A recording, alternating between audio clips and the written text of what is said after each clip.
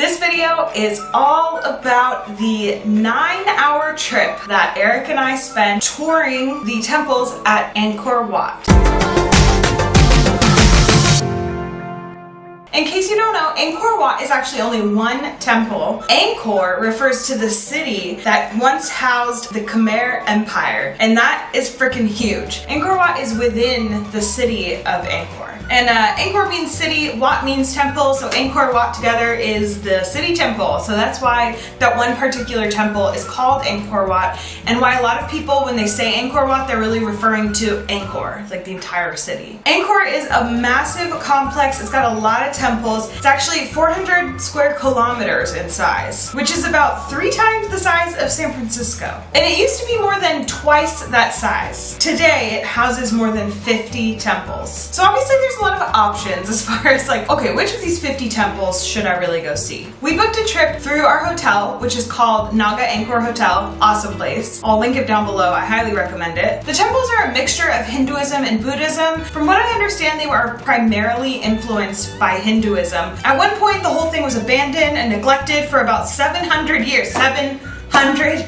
years. And then it was rediscovered in the 19th century. And now it's a heritage site and a tourist destination. So I'm going to show you every single temple that we saw on our 9-hour tour. The tuk-tuk tour that we booked was originally meant to take us on a sunrise all the way to sunset tour. I think it was only like $30 for both of us for literally the entire day. But we actually tapped out in sometime in the afternoon and called it after 9 hours of touring temples. I had food poisoning the day before and Eric had food poisoning on that day. So it was a little rough going on a 9-hour temple tour, but it was still amazing. So we woke up way too early, I think sometime like 4 a.m. First we went to the office to buy our tickets, and that's the first thing you have to do. I don't think you can book them in advance, you have to buy them on the day of. You can get either a 1-day ticket or a 3-day ticket. So we just went for the 1-day ticket, which I think was around like 20 bucks. And it felt like a freaking pilgrimage. Like, we had a tuk-tuk ride, and so did everybody else in Angkor Wat. We were gonna go see the sunrise at Angkor Wat, and so did everybody else. So we're like just being shuttled around to the ticket office and then Angkor Wat, and then we're in this big crowd walking over to find a spot to watch the sunrise. So it just felt like this big, like, weird pilgrimage. The very first thing I noticed about Angkor Wat, it's impossible to miss, it has a massive moat. And I'm a big fan of moats. I love a good moat. Angkor Wat is the largest religious monument in the world, and it's surrounded by a thick moat, so you can understand how big this moat is. So that's the first thing I saw. Next thing, when we rounded the bend, I saw the like 3 famous towers of Angkor Wat. It's actually on the Cambodian flag. Those like poke out from behind everything. They're really, really awesome looking. The sunrise at Angkor Wat was incredible. I'm just going to insert the clip of what it sounded like right now so you can just kind of like vibe out with me.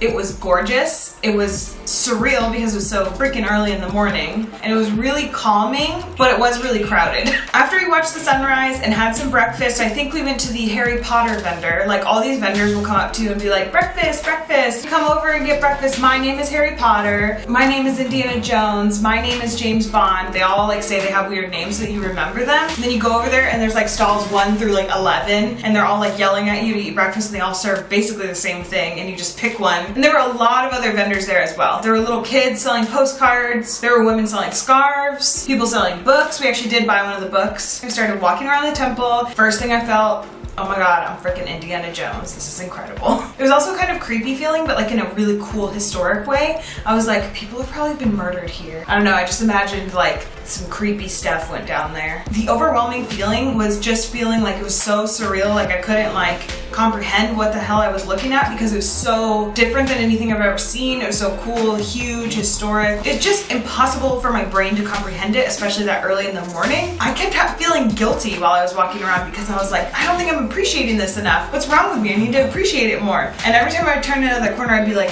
wow. But it was so surreal that I couldn't like feel it until looking back at this footage now. And I'm like, this is so, so cool that I got to do this. So this temple was actually built to represent the Hindu universe. There's actually a lot of Buddhist monks walking around, which was pretty cool. Made it more authentic. I guess the tall peaks are like representative of mountains, and then the water, the moat going around the whole thing is like the ocean surrounding the earth. The whole thing has undergone quite a bit of restoration. I mean, when they rediscovered after 700 years, you can imagine what kind of a state it was in. Just like overgrown ruins, basically, and they kind of pieced, from what I understand, they pieced it back together back in like the 1800s. They started to do all this, and then they continue to restore it. Even though this is like the temple that people like freak out over, and this is the one that everyone mentions, like when I say I went to Angkor, I say I went to Angkor Wat because people have heard of it. It actually wasn't my favorite temple. Like, I loved it, don't get me wrong. It was my first taste of all these temples. It was really freaking cool. I would absolutely go back in a heartbeat, but it wasn't my favorite temple. There's actually two that beat it out, and I will get into that in a second. So the next temple we went to was called, sorry for pronouncing everything completely wrong, Prasat Kravan. First thing I noticed, this place is very small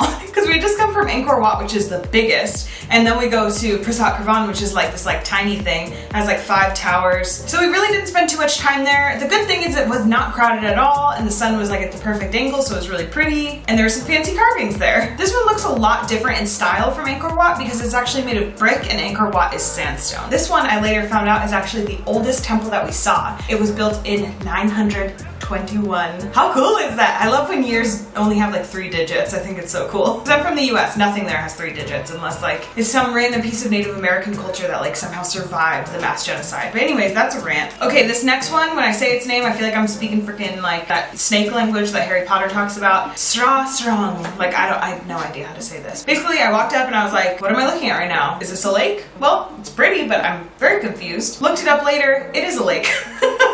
Well, it's not really a lake so much as it is maybe like a pond, but it's man-made. It's a reservoir of water. I think the water is like not only healing, but I think it was used for agriculture too. That body of water has apparently been there for more than 900 years. So basically it's just a big body of water that's really pretty with a cool viewing platform with some carvings on it. Next place we went, I do not know how to pronounce this, Banteay, Kdei. First thing we did, we walk up, they're selling coconuts. We got ourselves some coconuts. These people were so nice. They actually were selling art. They had a kid there. They're really sweet. The lady just like hacked into the coconut. They had some good coconut water. I did notice their coconut water tasted a lot different than the ones in Thailand that I'm used to. Almost like not as sweet. And then we wanted to eat the meat from the inside because it's a young coconut. So they were like, oh, we call this a coconut spoon. And they just like cut off the outside. And then that's that like the little thing you can see now that you like scoop into it with. Very smart. Not sure how clean that is. We also got a painting from them, just a really small one. Best souvenir. Artwork for your home. It's on cloth. You can roll it up. Super nice. This band that we walked by is made up of amputees.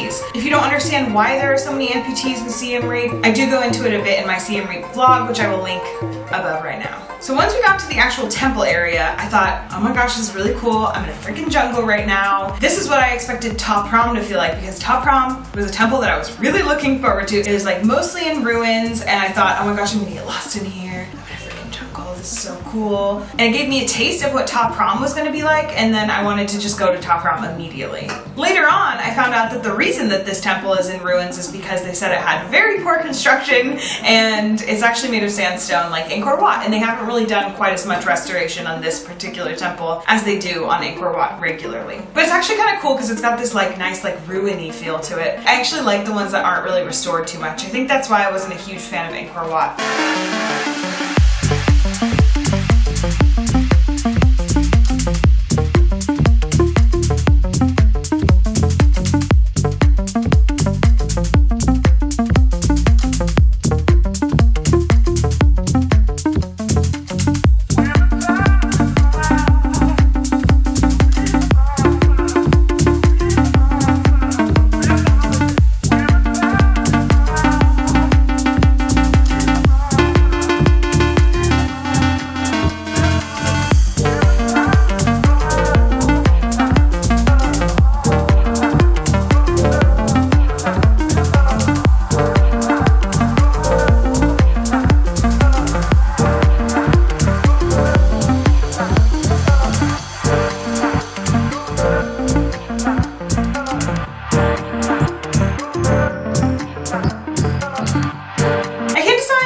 this next one is my favorite temple or if the very last one is my favorite temple. I still haven't decided. They're both very different and really cool, but you know how much I love trees, and this place got some good trees. So this is Ta Prohm, very famous because of all the trees that are growing out of the temple. As I was walking around, the first thing I noticed is that everybody who was speaking English was talking about Tomb Raider, which is because they filmed Tomb Raider here. These were some of the coolest, craziest trees I've ever seen in my entire life. I would like look at the one that was growing out of the top. I was like, how is there a tree growing out of a building? That is so cool. It's crazy. It kind of blew my mind, and I was like, what kind of trees are these? They're so weird looking. The bad part is that this place is very crowded. Lots of Chinese tourists, lots of places where people really want to get their picture taken, so they're like lining up to get their picture taken. I didn't do any of that stuff. I wanted to walk around and fully experience it. I did not want to wait in line for my picture. I did a little reading on this. The tree with the trunk that has like a bunch of teeny tiny like roots and like a crap load of them, that one is called a strangler fig. And then the big ones with the really big trunks, like that one that just like grows out of the top of the temple, that one is called silk cotton. So the reason that this temple has trees growing out of it is because a lot of the temples had trees growing out of them, but they took all the trees down. This one was chosen to leave in its natural state, or as close to it as they could get, while still allowing for people to understand what the temple looked like when it was built and to actually be able to walk in it. Okay, stopped recording. I'm battling out with the lighting right now, so sorry if my face looks real crazy. Basically, in the 19th century, they had to do a ton of work to make sure that the vegetation wasn't going to cause the building to keep collapsing. And also, there's a whole sticky situation with the trees because the trees are now support for the building itself and have grown in between bricks and everything. So basically, if one of the trees were to die, the whole building would collapse. So a lot of people see the trees as kind of a temporary structure. Go to Ta Prohm. Probably my favorite temple out of the whole thing. The very last one I'm going to mention is a very, very close competitor to this though. Also, there's a stone that looks like a stegosaurus.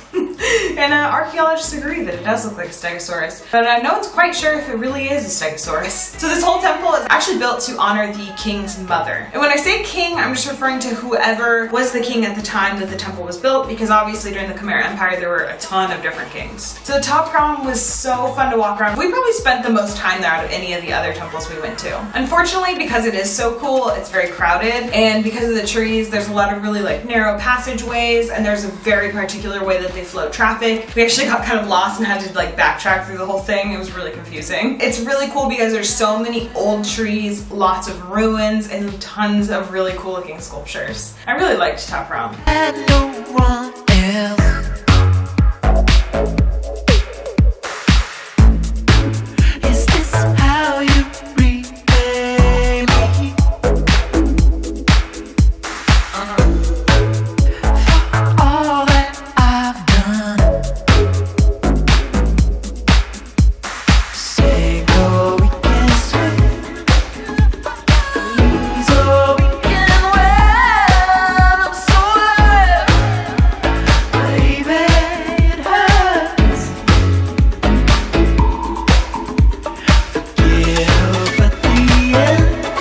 Next one, Preah. Looked very cool. I think it's made of brick. Looks very similar to the other temples. Let's just do a drive-by. Those were basically my thoughts as we did drive by this. We were starting to get kind of tired, and there's a lot of temples. Like I said, there's more than 50 temples at the city of Angkor. So we kind of had to pick and choose, and we were starting to realize this long tour that we were going on was a little bit too long, especially with Eric suffering from some food poisoning symptoms. So we started to go into some of the temples and then drive by other temples. So this is one of the ones that we drove by. Cambodians believe this is where the funerals took place during the Khmer Empire because the name Preah means turn the body. Next one, East Mebon? Mebon? I have no idea. This one was super awesome and weirdly not crowded at all. I think it's because it's kind of a smaller version of Bayon, the last temple we went to, because Bayon was insanely crowded and looked very similar and way bigger, and then this one was like a little smaller, not quite as cool, not as many carvings, but way less people. This place is basically known for its elephant figures and lion figures. It's really tall, so I think it was meant to represent a mountain, and a lot of it is in ruins, and you know how I feel about the ruiny ones. I really do. I really like the more ruiny, I know ruiny-is not a word. I really prefer the temples that are kind of like in a semi-ruined state and are more natural feeling because they feel like cooler and older and historic. I found out later that this was actually the second oldest temple that we saw. This one was built in the year 953, and there was actually a huge body of water, and that's kind of what it was known for back in the day. Apparently, this body of water used to be where our tuk-tuk driver drove, dropped us off, and then parked. So, as you can imagine, the water is no longer there. According to a lot of stuff I saw online, it sounds like the drying out and the lack of water and lack of natural resources in the city of Angkor eventually was its downfall. There were just too many people, too many mouths to feed, and not enough water or farms to go around. But it was a very active city for a very long time, so I think that's pretty cool.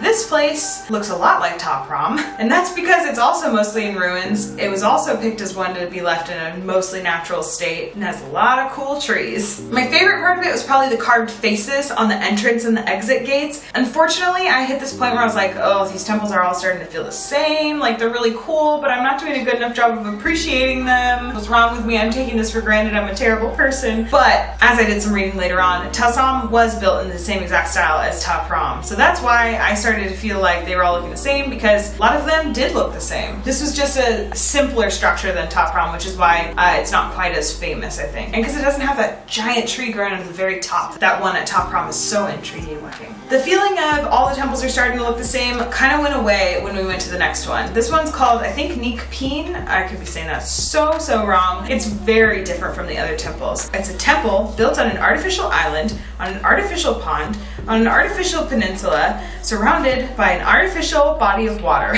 For real, that's what it is. This place was apparently built as pure symbolism. It's meant to represent some place in the Himalayas I can't pronounce. It was created to be a place of healing. I guess there were 4 different animal characters. I don't remember all of them, but they were all housed there at some point, and they were all meant to heal. So as we walked up, other than the fact that the walkway was very long, I also felt like I was in Africa. I've never been to Africa, but it kind of reminded me of like the plains of Africa. I don't know why it reminded me of Africa, but it did. Basically, there were a lot of dead trees, and I was like, what are these? Where did they come from? Basically, that walkway that we were walking on, that used to be, the water used to be up to that boardwalk. It goes through its periods of being dried out and being refilled with water, and that's why those trees are dead. The whole thing was water. It dried out, the forest grew, it flooded, the forest died, and now it's just a wet forest with a bunch of dead trees. It's kind of depressing. But it's really cool looking. It's very different. I've never seen anything quite like that. Apparently there are underwater forests in the world. Oh my gosh, that's on my bucket list. Next temple, Preah.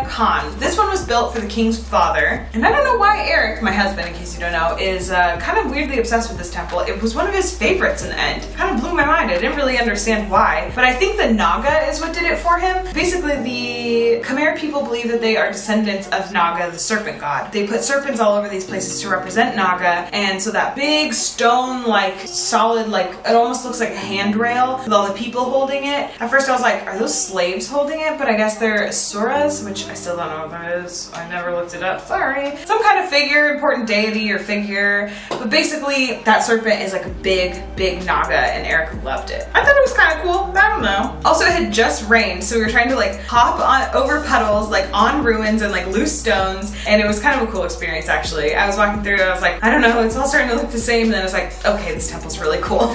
So at one point, this place was a Buddhist university, and it had nearly 100,000 officials and servants working here. And, fun fact, at one point there were 1,500 tons of bronze plates decorating this temple. Can you imagine what this temple would look like covered in bronze plates? I have trouble with it because this whole thing was meant to look less restored and more natural, so it is mostly in ruins, so I'm trying to imagine all this like shiny bronze on top of like ruined stone, and I'm just like, it's impossible to imagine. Before we headed out, our tuk-tuk driver told us that we were headed to Angkor Thom next. He said Angkor Thom is not a temple, but it's a city. Thom means large and Angkor means city, so it's literally like, this is a big city. So we went through one of the city gates, which had cool faces on it. I love these freaking faces. And this area houses a bunch of different temples. We were so exhausted at this point. I mean, it had been more than 8 hours of touring temples, and we had been up since 4 a.m. and we had both had food poisoning in the last week, and it was just like, okay, let's just make this our last temple.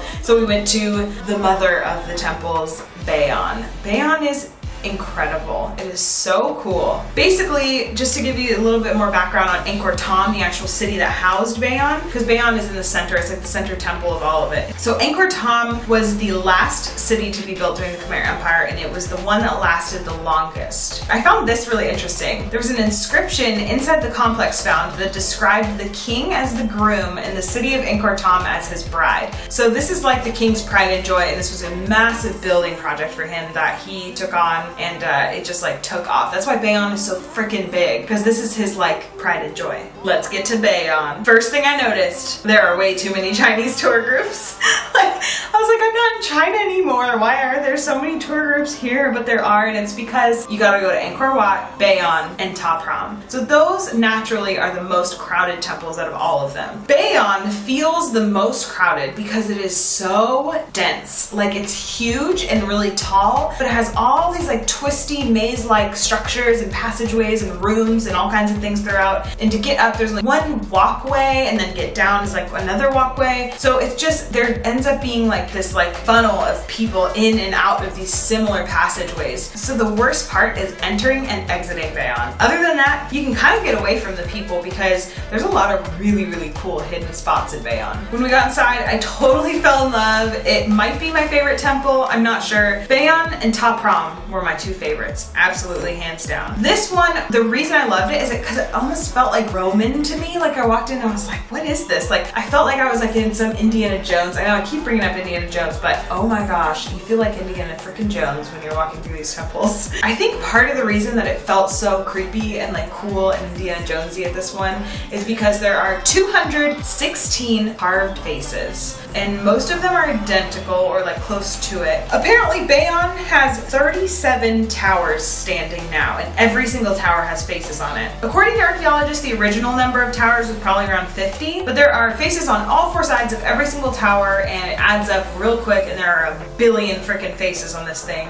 And it's super cool looking. From what I read, this is the only primarily Buddhist temple that was built at Angkor, like to be Buddhist original. A lot of them were primarily Hindu influenced, and this is the only one that's primarily influenced by Buddhism. So I thought that was really interesting. I did think it was really cool that like took this maze around, we're just like looping around. It's so cool, and I'm gonna get lost. Like, ooh, I want to get lost. I feel like Indiana Jones. Then I eventually got to the very like center, highest point in the temple, and there was this dark room that had like, I think they had like some quiet music playing, and people were praying in there, and it was lit by candlelight, and there were monks going in there, taking their shoes off, going in and praying, and I was like, oh, this is so creepy and cool. Like a dark stone room lit by candles. Ugh, nothing gets better than that. So overall, this is apparently supposed to represent the center of the king's universe, so that's why this is such a ridiculously large, intricate temple. I freaking loved it. That is it. If you're planning to go to Angkor Wat, I highly recommend you click the link down below and go read my blog post. It's the ultimate guide to a one-day pass. There's a lot more info about each temple in that blog post, but it's not too overwhelming. My goal of it is to help you decide which temples you want to go to and help you plan your trip. Thanks so much for watching, you guys. There's that link and many more down below, so be sure you go check that out. If you haven't seen my other honeymoon vlogs, because this actually, surprise, I never told you this was part of my honeymoon with my husband,